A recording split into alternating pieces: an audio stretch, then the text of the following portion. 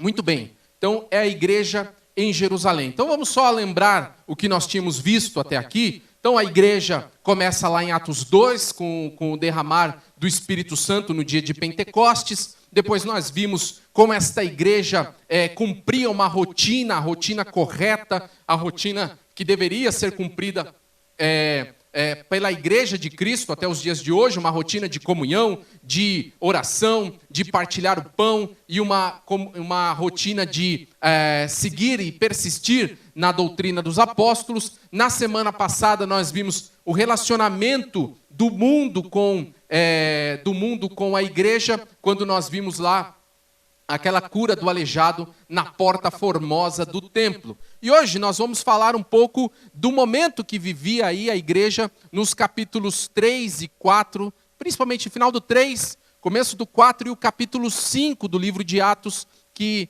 está intitulado aí, coloca aí, Ramon, por favor. O que é o evangelho para a igreja?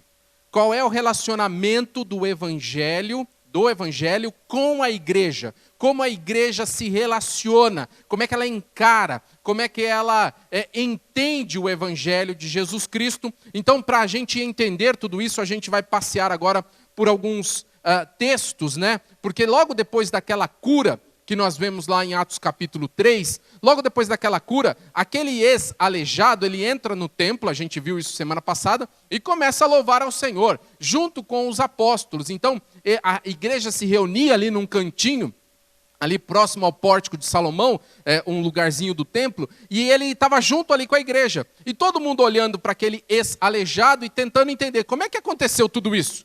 Como é que esse camarada, que era aleijado, já tinha mais de 40 anos de idade, e agora ele está andando, e o que aconteceu? Eles estavam em dúvida. O que aconteceu para que esse homem fosse curado? Era algo notório, obviamente, para todos eles. E aí eles chamam, obviamente, os apóstolos para perguntar, escuta, na autoridade de quem? No nome de quem? Como é que vocês fizeram esta cura? Como é que vocês conseguiram este feito tão miraculoso? E aí Pedro responde aí o que está no capítulo 3, versículo 16. Coloca aí, por favor, Ramon. Capítulo 3, versículo 16, que diz o seguinte: pela fé no nome de Jesus, o nome curou este homem que vocês veem e conhecem. A fé que vem por meio dele lhe deu esta saúde perfeita, como todos podem ver. Então, Pedro ali prega o nome de Cristo para aquelas autoridades religiosas. Ele vai ali e fala do evangelho de Jesus, fala da boa notícia que Jesus veio trazer, e fala que foi através do poder desse nome que aquele aleijado foi curado. E obviamente isso não agradou nada aqueles líderes religiosos, absolutamente de jeito nenhum, porque eles falam, como assim você está pregando esse tal de Jesus? Imagino que eles pensaram na cabeça deles, não faz tanto tempo que a gente deu cabo desse homem, e agora ele está de novo aqui nos assustando agora através dos seus discípulos. Então eles dão uma ordem para os discípulos, para os apóstolos ali, e essa ordem está aí no capítulo 4, versículos 1 a 3. Coloca aí, que diz o seguinte: enquanto Pedro e João falavam ao povo, chegaram os sacerdotes, o capitão da guarda do templo e os saduceus. Eles estavam muito perturbados, porque os apóstolos estavam ensinando o povo e proclamando em Jesus a ressurreição dos mortos. Agarraram Pedro e João e, como já estava anoitecendo, os colocaram na prisão até o dia seguinte. Então, Pedro e João foram presos por conta daquela cura. Olha só que coisa curiosa. A guarda ali do templo deu cabo de prender os apóstolos, porque eles estavam pregando o nome de Jesus Cristo. Só que aconteceu o seguinte: no dia seguinte eles foram interrogados, e aí, novamente, tem toda aí no decorrer do capítulo 4, você vai ver isso. Novamente eles são interrogados, novamente eles são perguntados, escuta, no nome de quem? Quem deu poder para vocês? E eles repetindo, foi no poder de Cristo que nós curamos esse aleijado, não é o nosso poder, é o poder de Jesus que está nos seguindo. E aí no dia seguinte, novamente eles são interpelados, são interrogados a respeito disso. E isso causou, na verdade, admiração dos líderes religiosos, porque eles viam Pedro e João falando com autoridade, e Pedro e João eram homens simples, eram pessoas humildes, e quando eles viram aquela autoridade com a qual eles falavam, entenderam, não, isso não é normal. Esses homens tão simples, homens rústicos, não são homens estudados, letrados, e estão falando com essa autoridade sobre esse nome. Então vamos fazer o seguinte, vamos deixá-los ir, vamos deixar com que eles sigam o caminho deles. Então, só que daí eles disseram o seguinte, vocês podem ir. Vocês dois aí, Pedro e João, vocês podem ir. Só que é o seguinte, não quero mais ouvir vocês falando desse tal de Jesus. Vocês podem ir, vocês estão liberados, não vão ser presos, mas não é para vocês falarem desse nome de Jesus. E veja o que os apóstolos respondem aí no versículo 18, coloca aí no versículo 18 ao 22. Então, chamando novamente, ordenaram-lhe que não falassem nem ensinassem em nome de Jesus. Mas Pedro e João responderam, julguem os senhores mesmos se é justo aos olhos de Deus obedecer aos senhores e não a Deus, pois não podemos deixar de falar do que vimos e ouvimos. Depois de mais ameaças, eles o deixaram ir. Não tinham como castigá-lo, porque todo o povo estava louvando a Deus pelo que aconteceu. Note, olha só como os religiosos eram, né? Todo mundo louvando a Deus, glorificando pela cura daquele homem, e os líderes religiosos lá encucados porque eles fizeram isso no nome de Jesus. E aí no versículo 22, pois o homem que fora curado milagrosamente tinha mais de 40 anos de idade, ou seja, era alguém que estava há muito tempo ali na porta do templo, era alguém que já era conhecido da porta do templo e agora está curado no nome de Jesus. Então os apóstolos obviamente não se intimidaram com essa pressão dos líderes judeus. Eles não falaram assim, então vamos deixar de pregar o evangelho, porque realmente o pessoal está bravo com a gente. Não vamos falar desse tal de Jesus, porque o pessoal, esse tal do sacerdote, essa liderança religiosa está nos perseguindo, não é bom isso para a gente, então é melhor a gente ficar quietinho. De jeito nenhum. Eles não se intimidaram, muito pelo contrário. No dia seguinte estavam eles lá, louvando novamente o Senhor e pregando Jesus lá no templo em Jerusalém, como diz aí o capítulo 4, versículos 29 a 31. Agora, Senhor, considera as ameaças deles e capacita os teus servos para anunciarem a tua palavra corajosamente. Olha só que bonito.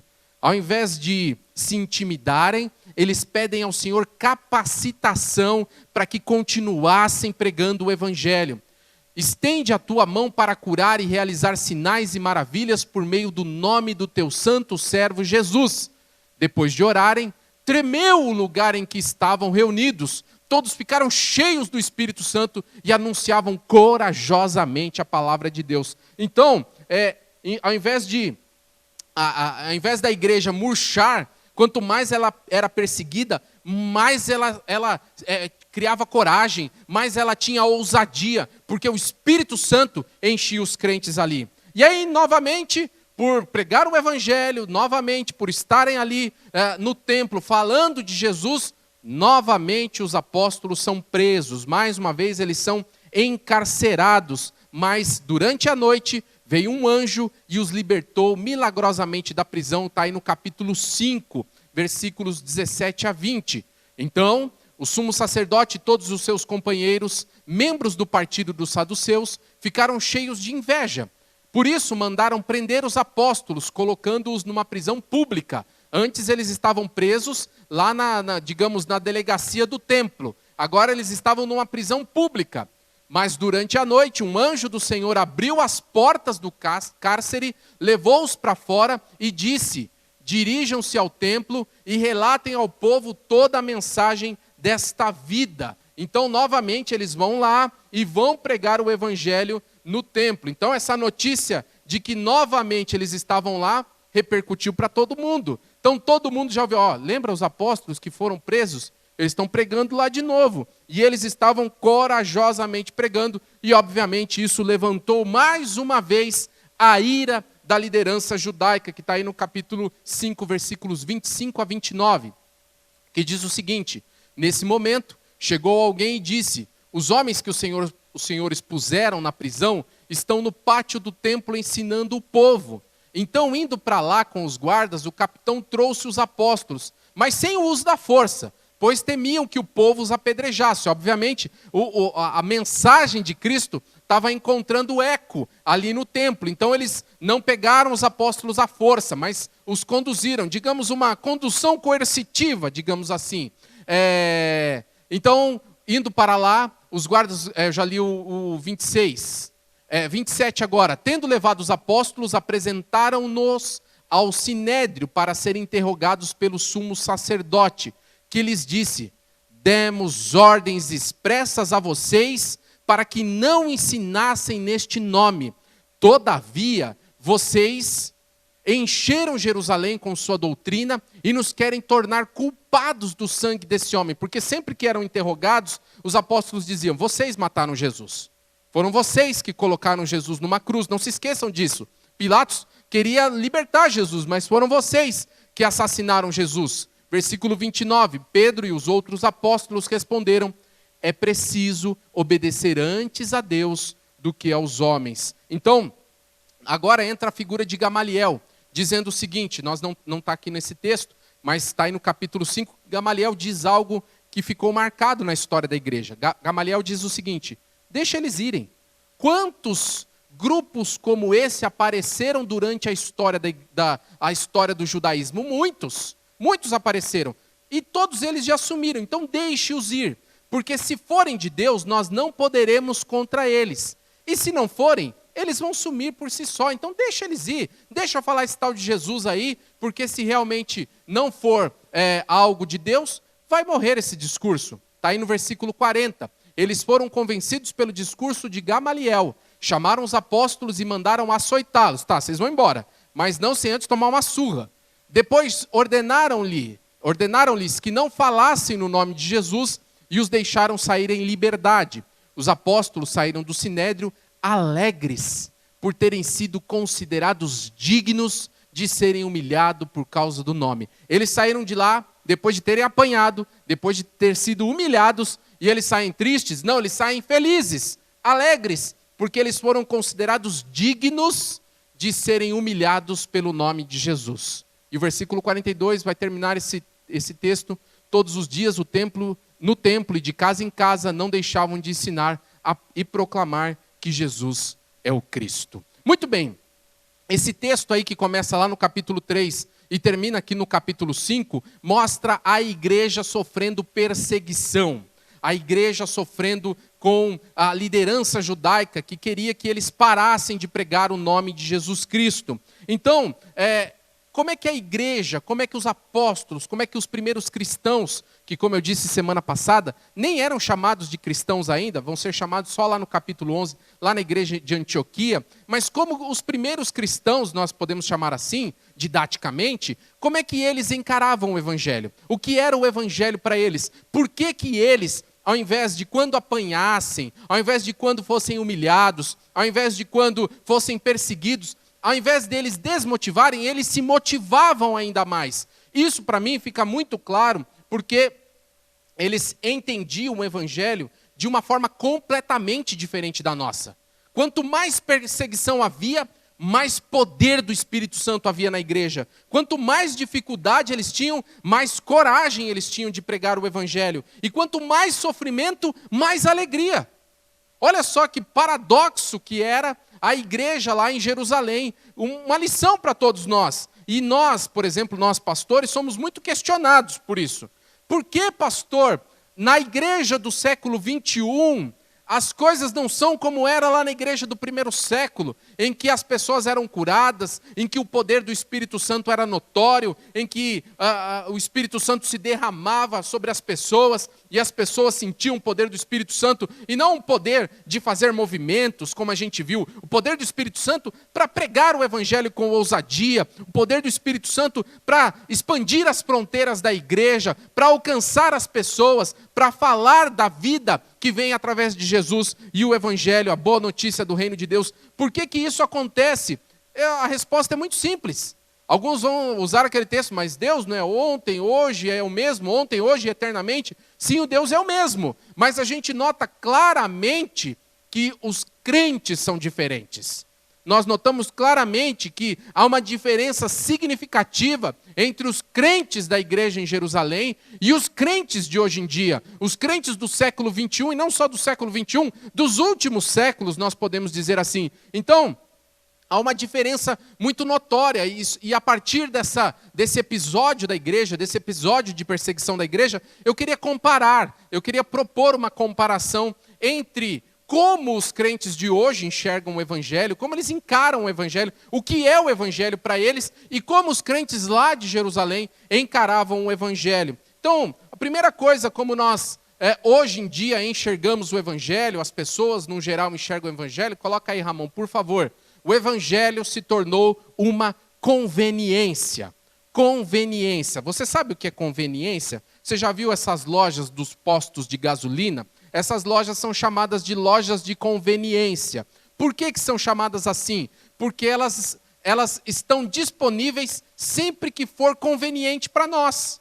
Elas estão disponíveis, a maioria delas, ou pelo menos algumas, 24 horas por dia. Você está lá passando, você vê uma loja e você já vai lá, acessa, pode tomar um refrigerante, pode comer um lanche. E hoje em dia tem pão, tem de tudo, né? Só perguntar lá onde? No posto Ipiranga. O Ipiranga foi muito esperto nisso, porque eles detectaram a necessidade ou das pessoas em terem lojas como essa disponíveis no momento que eles quisessem. São as lojas de conveniência, é muito conveniente. Se eu preciso de algo para me servir, é só procurar lá no posto Ipiranga.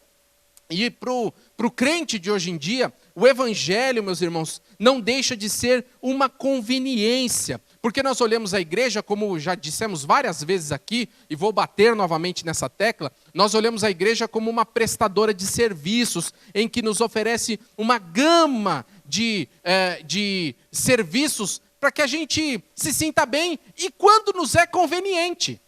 Esse que é o curioso da igreja hoje. Porque as pessoas querem os serviços da igreja ou procuram a igreja quando está doente, quando está com problema de emprego, quando está com um problema financeiro, problema no relacionamento, mas procuram quando lhes é conveniente, como procuram uma loja de conveniência. Quando é conveniente para mim, eu apareço na igreja, ou até segmento, eu apareço na igreja X, na igreja Y, na igreja Z. Só que quando aquela necessidade é satisfeita, já não há mais a necessidade de ter acesso ao Evangelho de Jesus Cristo, porque já não é mais conveniente.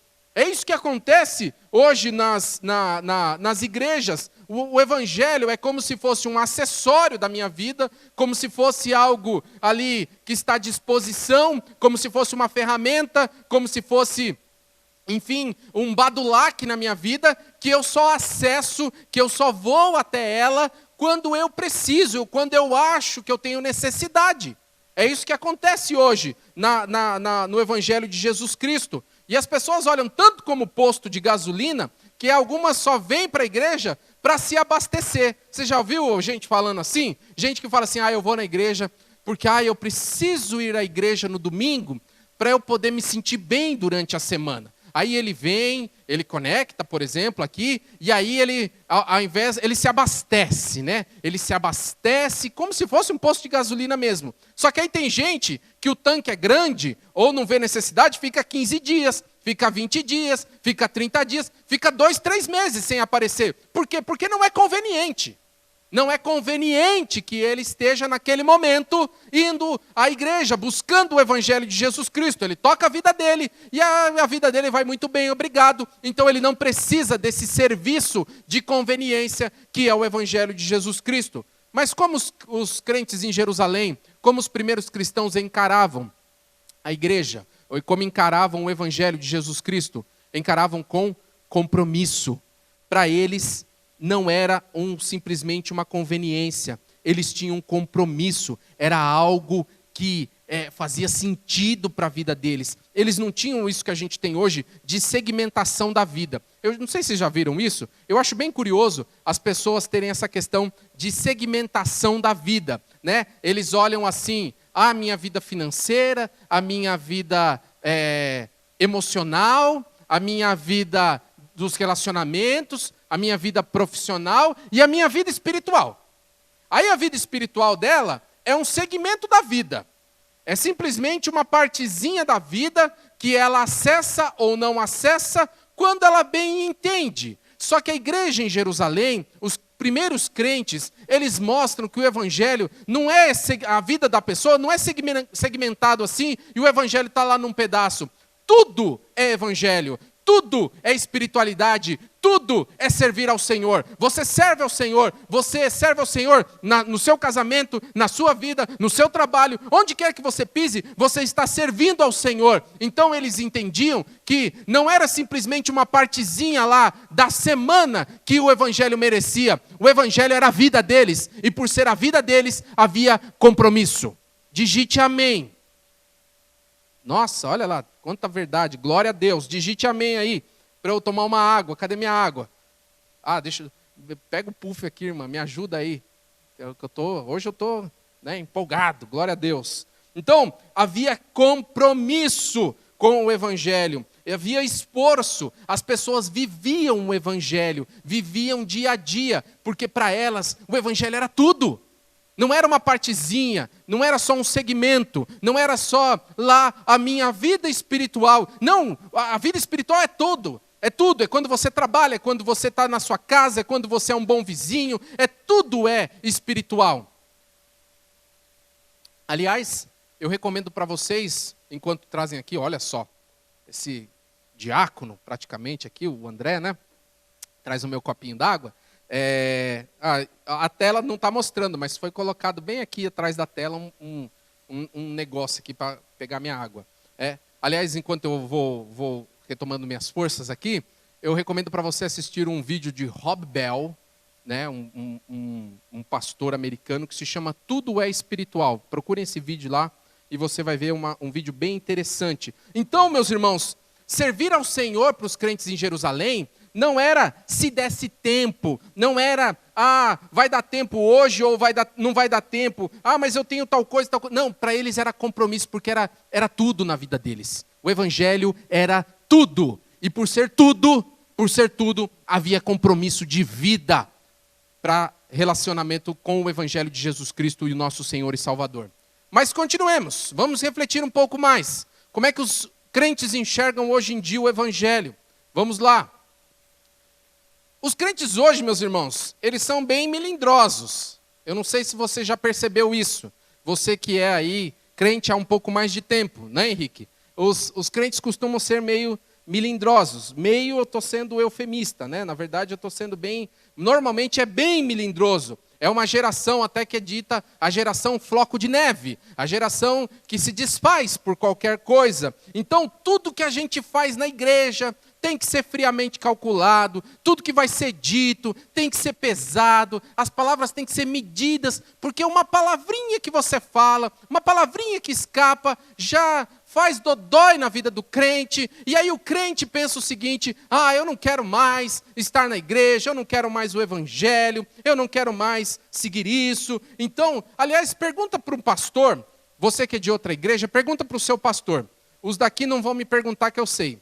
Mas pergunta para o seu pastor o que mais desgasta no ministério. Eu tenho certeza que o seu pastor vai responder o seguinte: o que mais desgasta no ministério pastoral não são as pessoas doentes que a gente tem que visitar, não são os cultos fúnebres que a gente tem que fazer, não são os desafios de pregar o evangelho, não são os dilemas que as pessoas vivem, dilemas existenciais, problemas em casamento, problemas de diversas ordens, não é nada disso. O que mais desgasta um ministro do evangelho é o mimimi dos crentes. As picuinhas que os crentes têm por conta de melindres. Isso é o que mais acontece. E é o que mais desgasta o ministro. Pode perguntar para o seu pastor, para o seu líder, que eu tenho certeza que ele vai responder isso. Imagina se Pedro e João aqui fosse melindroso, tal qual nós, os crentes de hoje.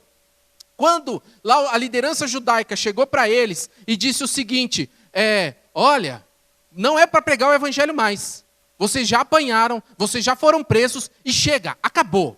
Se fosse a geração de hoje, eu falei assim, realmente, Deus não está nesse negócio, porque eu aqui estou sofrendo por conta do evangelho. Isso não é de Deus, Deus quer que eu seja feliz. Deus quer que eu seja a pessoa iluminada do mundo. Deus quer que eu tenha carro, casa, dinheiro, marido bonito, esposa bonita, filhos igual do comercial da margarina. Então, se tem alguma coisa errada, então não é de Deus. Resposta errada, meu irmão. Porque nós, na verdade, somos melindrosos, inclusive com Deus. Nós somos melindrosos com Deus. Porque se Deus às vezes pega a nossa orelha, puxa, se Deus dá uma espremidinha na nossa vida, dizendo, vai meu filho, vamos ver se você é casca grossa mesmo, vamos ver se você está preparado mesmo. A gente já fala, ai meu Deus, por que isso? Eu sou o teu servo, Senhor, eu estou na tua casa, Senhor, eu assisto a live lá da Igreja Batista Central em Carapicuíba, lá todo domingo à noite. Então, por que isso está acontecendo comigo? Isso é milindre, meu irmão. Isto é milindre. Imagine se o povo lá fosse assim. Mas graças a Deus, não. As pessoas de hoje em dia são muito inconstantes. Parece que todas elas estão penduradas por um fio muito fino. E qualquer coisa derruba elas desse fio. No trabalho, no casamento, na igreja, em tudo. Parece que está todo mundo pendurado por um fio fino. E qualquer coisinha, esse fio se desfaz, esse fio se corta. Então, meus irmãos, a igreja hoje, os crentes hoje são melindrosos. Mas como é que eram os crentes em Jerusalém? Como é que eles encaravam o evangelho lá? Com coragem. Eles eram corajosos. Eles eram homens simples, mas chegaram diante das autoridades e disseram o seguinte, olha, presta bem atenção aqui. O que parece ser mais razoável? Obedecer a Deus ou a vocês? Nós temos a certeza absoluta que o que estamos fazendo porque o Senhor nos chamou para fazer.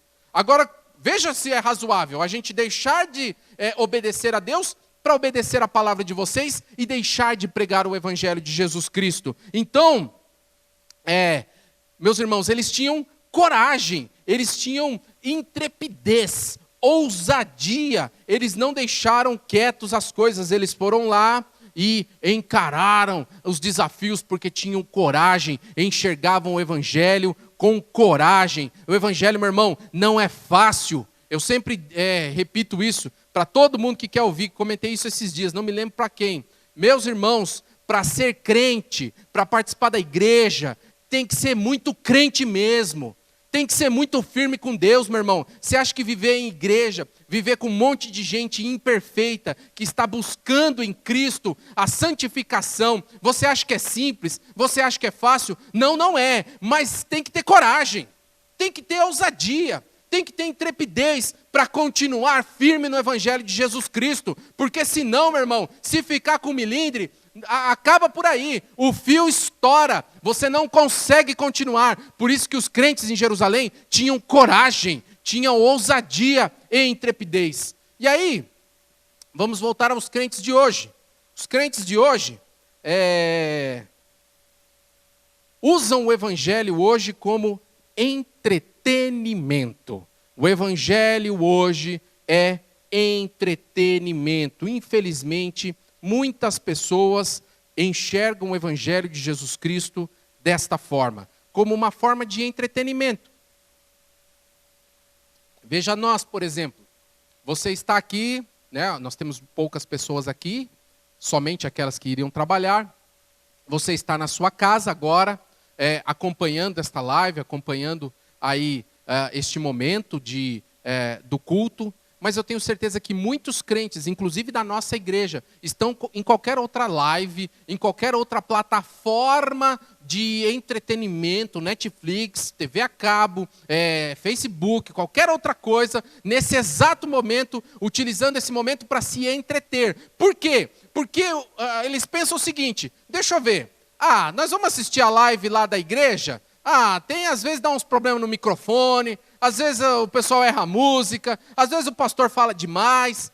Eu vou ver outra live. Eu vou ver a live lá do cantor sertanejo. Olha lá, o Henrique, eu acho que você estava assistindo, hein, Henrique? Eu vou ver a live do cantor sertanejo. Eu vou ver a live do Amado Batista. Pelo menos esse é Batista, né? Vou ver a live de não sei quem. Eu vou maratonar uma série. Meu Deus, que coisa, olha, misericórdia, não vou nem falar. Eu vou maratonar uma série, e aí não dá para assistir a live, não dá para estar conectado com os irmãos. Por quê? Enxergam o evangelho como uma das opções de entretenimento. Enxergam o evangelho de Jesus Cristo, aquele que morreu, que se sacrificou e que ressuscitou ao terceiro dia, por mim e por você, como mais uma das opções de entretenimento da sua vida. Então, por isso que, por exemplo, se você for olhar aqui, é isso que vai acontecer. Não vai estar todo mundo. Pergunta para o irmão se ele assistiu, se ele participou do nosso culto. Nós estamos aqui para que nós pudéssemos juntos, você na sua casa, eu aqui, os irmãos que se esforçaram para estar aqui, nós fizemos isso não para te entreter. Porque se for para te entreter, eu te daria uma dica de um filme melhor, eu te daria uma dica de uma série, te daria dica de outras coisas, para você procurar no YouTube. Mas você não está aqui para se entreter, você está aqui para ouvir a palavra do Senhor, guiada pelo Espírito Santo, para que você entenda o que Deus quer para a sua vida. Digite amém. E o pessoal diga amém aí. Amém. Alguns poucos aqui disseram amém. Amém. Que coisa. Então as pessoas olham, eu tenho TV, tenho celular, tenho computador, tenho um monte de coisa. Qual que é o evangelho para mim? Eu tenho uma festa, eu tenho isso, eu tenho aquilo outro. Tem um monte de opção. O evangelho é só mais uma. É um entretenimento. E por ser entretenimento, meus irmãos, e eu digo para você, se for para ser entretenimento, a gente não compete. Tem muita igreja que quer ser entretenimento e luta para isso. E gente fala, não, pastor, tem que fazer assim, tem que fazer a igreja mais escura, o canhão de luz, tem que colocar lá os músicos, só os músicos bonitos, para todo mundo ver, né? O Henrique já ficaria de fora, né? Você tem que pregar uma pregação que fosse mais sedosa para o coração das pessoas. Não, meu irmão, mas não é para entreter. Não é para você se sentir bem. O evangelho não é para você se sentir bem. O evangelho é para você se sentir que você precisa melhorar. Esse é o evangelho de Jesus Cristo. Quando você se sentir as mil maravilhas, você na verdade o seu ego está sendo massageado. Essa é a verdade. Porque o evangelho de Jesus Cristo nos confronta. Olha para nós e fala, gente, temos que melhorar. Isso é o evangelho de Jesus Cristo. E como os crentes lá em Jerusalém enxergavam o evangelho? Se nós enxergamos como entretenimento, eles enxergavam como uma causa. O evangelho lá em Jerusalém era enxergado como uma causa. Meus irmãos, note que lindo o texto em que os apóstolos, depois de voltarem, depois de ter sido preso, depois de ter sido preso de novo, depois de ter sido açoitado, humilhado, eles voltam e falam assim, glórias a Deus, porque nós fomos dignos de apanhar, fomos dignos de ser humilhados por conta do nome de Jesus Cristo. Eles não estavam felizes porque Jesus deu um carro para eles, eles não estavam felizes porque Jesus deu uma casa, ou porque deu um emprego, ou porque eles comeram lasanha no almoço. Eles estavam felizes porque apanharam pelo nome de Cristo. Eles estavam felizes porque foram humilhados pelo nome de Cristo. Então, meus irmãos, mostra claramente que eles viam o evangelho não como um entretenimento, mas como uma causa. E encarar o evangelho como uma causa, meu irmão, faz toda a diferença. Faz toda a diferença. Porque uma causa, quando você tem uma causa, você coloca essa causa acima dos seus gostos. Você coloca essa causa acima, inclusive, da sua própria vida. É por isso que o Paulo vai dizer assim, né? Porque para mim morrer é Cristo. Não, viver é Cristo e o morrer é lucro. Por quê? Porque eu tenho uma causa que é acima da minha vida.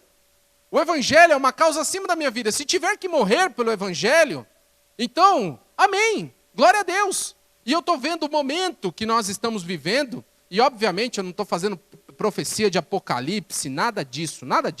Mas veja bem, nós já estamos com dificuldade para nos reunir como igreja. Já tem estados, inclusive, quando as pessoas se reúnem em 5 nas casas para cultuar, baixa a polícia lá. Ok, nós entendemos tudo isso. Mas e se chegar o momento da igreja ser proibida, por exemplo, de transmitir o culto online? Ou ser proibida de se encontrar? E aí, como é que o evangelho vai ser para você se fosse só um entretenimento? Por isso que, quando a gente olha para o evangelho, meus irmãos, nós não podemos simplesmente olhar como uma das opções, mas temos que olhar acima da nossa vida. O evangelho é maior do que nós, e se for preciso morrer por conta dele, se for preciso sofrer por conta dele, se for preciso nos sacrificar por conta dele, o evangelho de Jesus Cristo merece isso, porque os apóstolos enxergavam assim, e a igreja era pujante por conta disso. Amém. O sujeito do século XXI é o sujeito mais perdido da história. O sujeito pós-moderno é o mais perdido da história da humanidade. Porque ele tem tudo, tudo. Você já pensou se essa quarentena fosse há 30 anos atrás? Nem 30, há 20 anos atrás.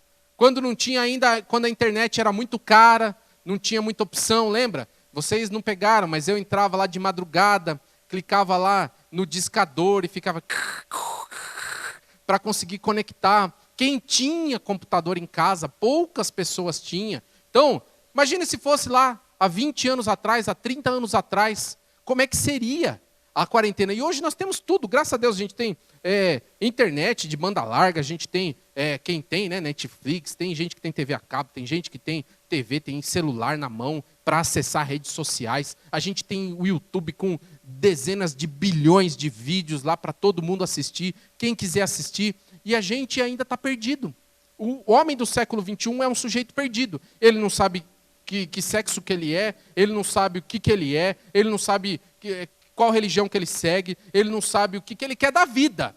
O sujeito do século XXI não sabe o que ele quer da vida. E está aí diante de você e de mim o evangelho para ser um propósito de vida. Só que a gente olha para ele e fala assim, não, tem opções melhores de entretenimento. Meu irmão, o evangelho é digno de ser uma causa na sua vida.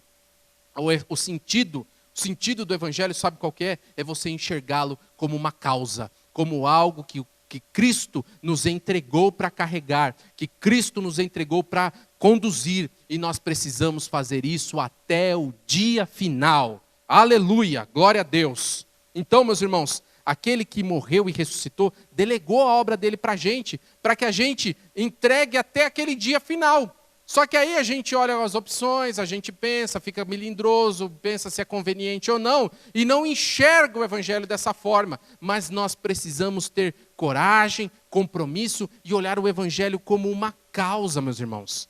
Você gostaria de conviver, de congregar numa igreja como a igreja em Jerusalém? Você gostaria? Numa igreja em que a liderança orasse e um aleijado era curado?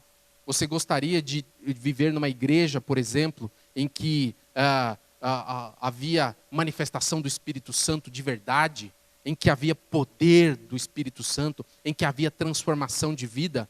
Meu irmão, isso não está na mão de Deus, isso está na nossa mão, porque Deus é o mesmo. Agora, uma igreja que cresce, uma igreja que há poder de Deus e a comunhão, em que as pessoas eram generosas e que viviam a plena comunhão no Evangelho de Jesus Cristo, meu irmão, depende de mim e de você, depende de como a gente enxerga o Evangelho de Jesus Cristo. Se você continuar enxergando da mesma forma como as pessoas enxergam hoje, a igreja vai continuar essa mesmice e essa coisa água morna, como ela é já há alguns anos, alguns séculos, e daí para pior. Mas se você quiser viver uma igreja pujante, que cresce e que há poder de Deus sendo manifesto nela, meu irmão, depende de mim e de você. E como nós vamos encarar o Evangelho de Jesus Cristo? Se é com conveniência, com milindre, olhando o evangelho como entretenimento, ou se nós vamos encarar com coragem, com compromisso e olhar o evangelho como uma causa. É isso que acontecia ali na igreja em Jerusalém. Que nós possamos, meus irmãos, ter esse mesmo espírito daqueles apóstolos, ter o mesmo espírito daquela igreja, para que haja milagres, para que haja poder, para que haja transformação e para que o evangelho seja verdadeiramente uma causa na nossa vida. Diga amém.